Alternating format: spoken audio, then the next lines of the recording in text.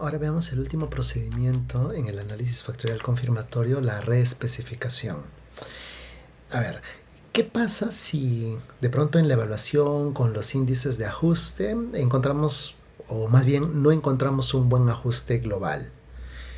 Entonces, lo que vendría sería ver qué modificaciones se pueden hacer al modelo a fin pues de ir obteniendo un mejor ajuste. Eso corresponde a la reespecificación.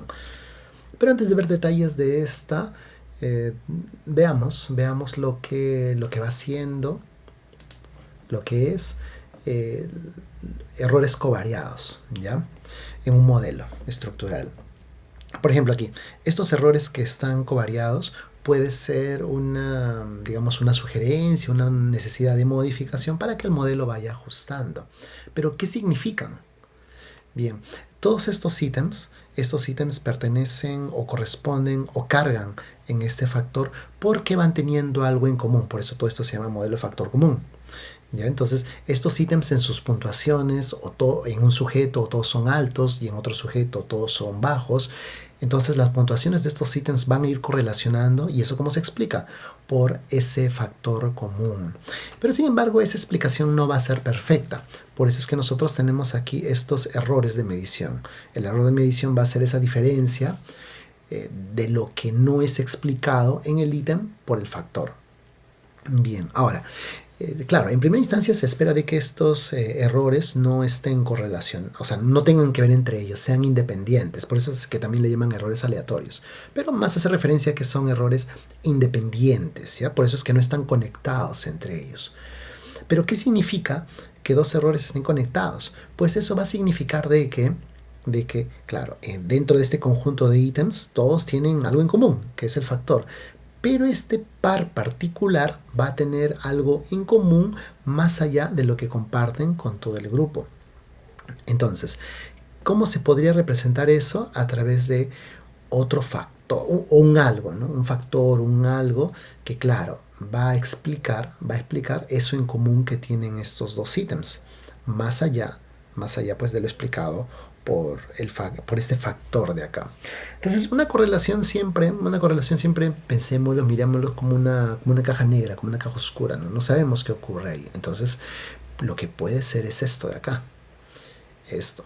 Y ahora, ¿por qué ocurre? ¿O por qué en concreto tenemos esta situación?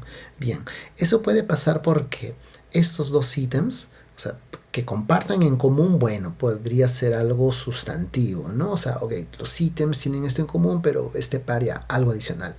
Pero también puede ser el reflejo de una redundancia, es decir, a veces los ítems los redactan uno como sinónimo del otro. Entonces, eso podría ser una covaria, eso podría reflejarse ya a nivel del análisis factorial confirmatorio como la necesidad de establecer una covarianza errónea. Entonces habría que distinguir, ¿no? Si hay un tema de redundancia o hay un tema pues de coincidencia de estos ítems, y eso tiene que evaluarse. Bien, entonces con esto nos introducimos en lo que son los errores covariados. Y ahora sí, vamos con la reespecificación, que son esas modificaciones que podemos ir haciendo al modelo para obtener un mejor ajuste. Para esto, nosotros vamos a tener una herramienta que se llaman los índices de modificación, que el software lo va a ir informando y a través de él nos va a dar sugerencias de qué podemos ir modificando en el modelo. Entonces vamos a tener sugerencias como permitir la covarianza de errores, ¿ya? Y bueno, hay que evaluarlo, ¿no? De pronto podría ser pertinente porque estos ítems de todas maneras van haciendo consideración de un aspecto sustantivo del factor, del constructo en total. Entonces, bueno, los mantendremos y coloquemos acá la covarianza entre errores. Pero también puede pasar de que identificamos que estos dos ítems básicamente son sinónimos. O sea, es un ítem, es lo mismo que el otro, solamente que cambiaron una palabra, ¿no? O una palabra muy similar. Entonces hay un tema pues de una redundancia innecesaria. Entonces ahí tendremos que sí, pues, remover el ítem. Entonces son decisiones que hay que tomar en cuanto a si vamos, en cuanto a esa modificación que vamos a hacer. Y esa es una modificación que va a ir pasando por agregar un parámetro más a calcular, es decir, esta covarianza de error, o por ahí incluso con ese dato pues ir removiendo algún ítem. Ahora, el software también nos va a ir haciendo otras sugerencias que no las podemos ir considerando. Por ejemplo, covariar errores de ítems que pertenecen a dimensiones a dos. Bueno, cada una tiene una dimensión diferente, ¿no? Entonces no pueden haber acá ítems con errores, yo a veces les llamo así intercontinentales, ¿no? O sea, no puedes establecer covarianzas de error si no hay otro camino, y ya en la experiencia uno tiene que revisar el contenido de los ítems, tiene que leer los ítems, y de pronto ahí uno se va a dar cuenta y ve, ¿no? Oye, de verdad, mira, ahora que leo bien el contenido de este ítem, está más emparentado con estos otros ítems que acá en este factor. Y ahí es donde uno pues revisa con mayor detalle esos antecedentes, y resulta pues que este ítem siempre trajo problemas, por ahí alguien lo removió o alguien lo pasó a otro factor. Entonces hay que leer, hay que revisar tanto la literatura como pues el criterio que uno va teniendo leyendo los ítems, que eso también va a ser validez de contenido. Entonces, o por ejemplo, ¿no? Otra reespecificación imposible es permitir que un ítem cargue en distintos factores. Eso también es un no negociable, no puede pasar. Siempre el análisis factorial confirmatorio, uno de los principios para ir obteniendo un resultado en general de un análisis factorial, es la simplicidad factorial, entonces la simplicidad del modelo. Entonces no puede haber un ítem que vaya pues para dos lados. Entonces ahí es cuando uno lee el ítem, porque qué raro, ¿no? ¿Por qué el software con sus índices de modificación me sugiere con tanta insistencia permitir esto? Y ahí uno lee el ítem y se da cuenta pues que era un ítem medio ambiguo, no se entiende muy bien. Entonces por eso es que se va para dos lados, ¿no? Entonces con esa argumentación, esa revisión, bueno, removemos los ítems. Entonces esto es la reespecificación. No siempre vamos a tener necesidad de hacerlo. Hay veces que el modelo ajusta a la primera, hay veces que tenemos que hacer alguna modificación que es plausible, que es argumentable, siempre se va a argumentar. Y hay veces en donde pues no va a haber camino, no va a haber forma. Son tantas modificaciones que se tienen que ir planteando que uno dice, no, ¿sabes qué? En verdad era otro modelo. Y ahí tenemos que hacer siguientes análisis. Entonces acá es donde va a venir el reto particular en el análisis factorial confirmatorio. Un último apunte aquí al respecto, también viéndolo en la experiencia de estos años y acompañando colegas en sus publicaciones en revistas de alto impacto, es de que los revisores están muy alertas cuando se tienen covarianzas de error. ¿Y qué pasa? Lo que pasa es que hace algunos años, pues bueno, la solución era simplemente poner un montón de covarianzas de errores y ya, tener un buen ajuste. Pero no va siendo así. Entonces un revisor siempre se va a poner alerta con esas covarianzas de error. Por eso es que a veces preferimos no presentarlas, o sea, no tenerlas. Ya sería un caso bien argumentado, pues por ahí el mantener una, ¿no? Y muy particular ya dos. Pero más que eso, no.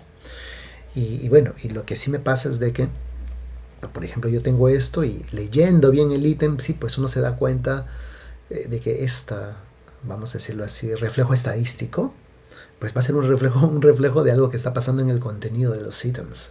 Y ahí es donde va a ser incluso preferible remover el ítem. ¿Está bien? Entonces, con eso estoy diciendo, cuidado, no es que estén prohibidos las covarianzas de error, pero sí hay que evitar pues colocar demasiadas, y si colocamos alguna hay que poder argumentarla. ¿Ya? Sí, siempre hay que leer los contenidos de los ítems cuando estamos haciendo estos análisis. Me ha pasado también que a veces tengo que revisar y bueno, ¿no? Me traen ahí buenos índices de ajuste, pero hicieron un simple análisis estadístico y buscaron los mejores números. Pero no, hay que leer y revisar los ítems, conocer el contenido de los ítems y que eso forme parte de este análisis. Entonces, sobre esas sugerencias para ir haciendo estas modificaciones, tenemos a los índices de modificación. Los índices de modificación software, por ejemplo, este es el output del Jamovi, nos dan directamente acá organizados cuáles son esas sugerencias, cuáles son, digamos, las sugerencias que van a generar el mejor cambio, que va a contribuir más en un ajuste. En este caso, por ejemplo, está la covarianza del ítem 4 del error del ítem 4 con el error del ítem 5. Okay, el software nos está proponiendo hacer esa covarianza y este es el mayor cambio. Los índices de modificación se deben de leer de esa forma, es decir, miramos cuál es el mayor valor y evaluamos si podemos argumentar, bueno, seguir esta indicación. Como también puede pasar de que no tenga mucho sentido teórico esto, entonces tendremos que pasar al siguiente índice de modificación. Y eso es lo que les apuntamos aquí. Bueno, número 1, ¿qué es? En términos simples, ¿cuánto mejoraría el modelo si procedemos con esto? Ya en términos estadísticos, pues es el cambio en el chi cuadrado. Y esto también es importante mencionarlo porque el chi cuadrado es algo que depende del tamaño de muestra. Entonces el índice de modificación también depende del tamaño de muestra. Entonces no va a haber algo así como un punto de corte, ¿no? Algunos, por ejemplo, utilizan, yo sé que por ahí hay un texto de autores relevantes en donde sugiere, pues, aplicar cuando los índices de modificación son mayores a 10. Pero eso no se toma en la actualidad. ¿Por qué? Porque la lectura que se debe de hacer de ellos es relativo entre ellos, empezando por el mayor valor. ¿Sí? Esa lectura se realiza relativos entre ellos. No hay puntos de corte y no lo puede haber. Porque va a depender del tamaño de muestra. Y bueno, acá algunas indicaciones, siempre cuidando de que sea pertinente teóricamente. Empecemos con el mayor y se leen relativos entre ellos. Este es el mayor, vamos a ver qué tan pertinente sería. No podemos hacer varios cambios a la vez, sino uno por uno. Y si no hay sustento, no liberar el parámetro. E incluso sobre esto, sobre la insistencia que la lectura se realiza entre ellos, tenemos acá este buen texto de análisis factorial confirmatorio, muy usado, un muy buen texto, en donde nos recuerda eso, que ya desde que Yoreskov, ¿no? Desde los 90s ya recomendaba de que esa modificación se realizará liberando algún parámetro con el mayor índice de modificación, que puede ser interpretado de manera sustantiva. Entonces no hay pues un punto de corte, se leen relativos entre ellos. Bien, entonces eso en cuanto a la reespecificación. Gracias.